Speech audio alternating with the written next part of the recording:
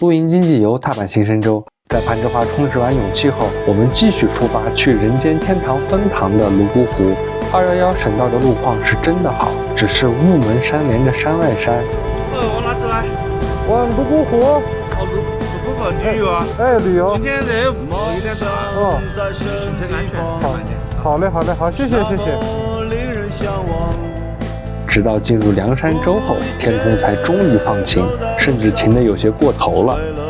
泸沽湖景区一半在四川，一半在云南，门票一个人70不限时。我们准备穿进云出，住的是这个距离湖边步行5分钟、带个小院子的民宿，66一晚。结果万万没想到，就在第2天睁开眼，大自然给我们送了一份大礼。雪后的泸沽湖仿佛被神明倾覆了一袭肃杀，褪去喧嚣，独留天地间最纯净的白与蓝。银沙复欲尽，一入天界来。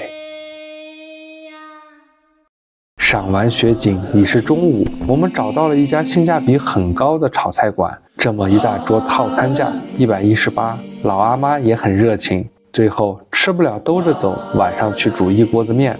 到底是3月末的雪，一顿饭的功夫已经化了七七八八。中午太阳正盛，先到摩梭博物馆逛逛，门票20元一个人，恍若踏进被火塘熏染的时光褶皱中。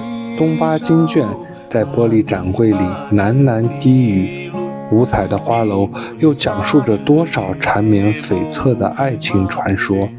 如果对历史兴趣不浓的朋友，可以选择性游览。推门而出时，草海飒飒的风声传入耳畔。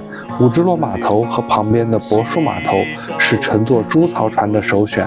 东有海鸥乘雾，下有水性杨花。春秋，船头拨开芦苇，从草海中蜿蜒而出，可以到王妃岛、花海，价格80到200元一人不等。唯独3月底的草海和五只落码头都可以跳过，直接来到格姆女神遗落的梳妆镜女神湾。透过无人机的视角，可以看到黛色山影进入琉璃般水中，恍若女神垂手着发。近期湖边任由浪花在耳边奏响自然的乐章。在此觅食的山羊也免费为游人提供了打卡的去向。从女神湾出来，逆时针环湖就到了四川情人滩。对比云南情人滩，这里停车更方便，湖边也更加宽阔，只是少了来此过冬的海鸥陪伴，缺乏些许意趣。好在有几只水鸭子和猪槽船填补了水面的空白。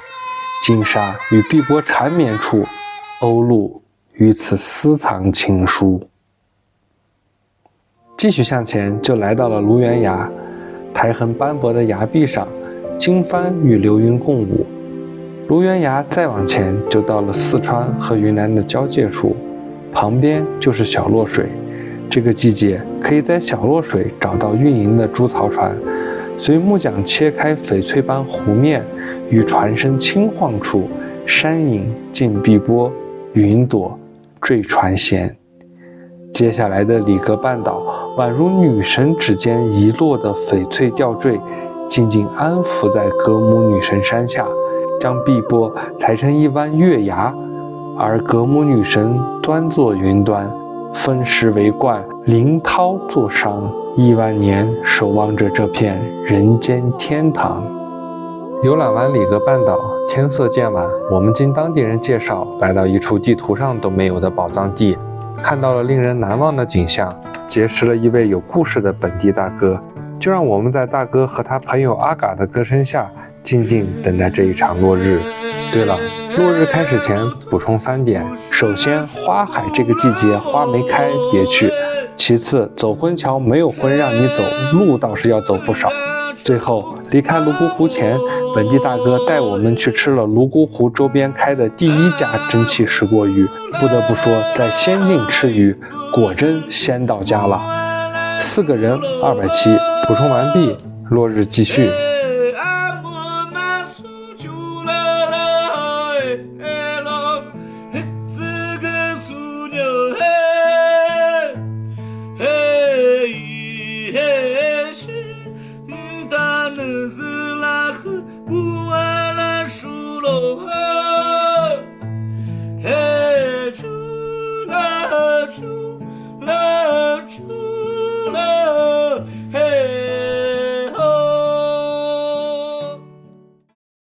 最后汇报一下2个人3天2夜的花费，不算从攀枝花过来的油费，一共735元。这里因为是景区和交通不便的原因，物价整体偏高，长期旅居建议自己买菜做饭。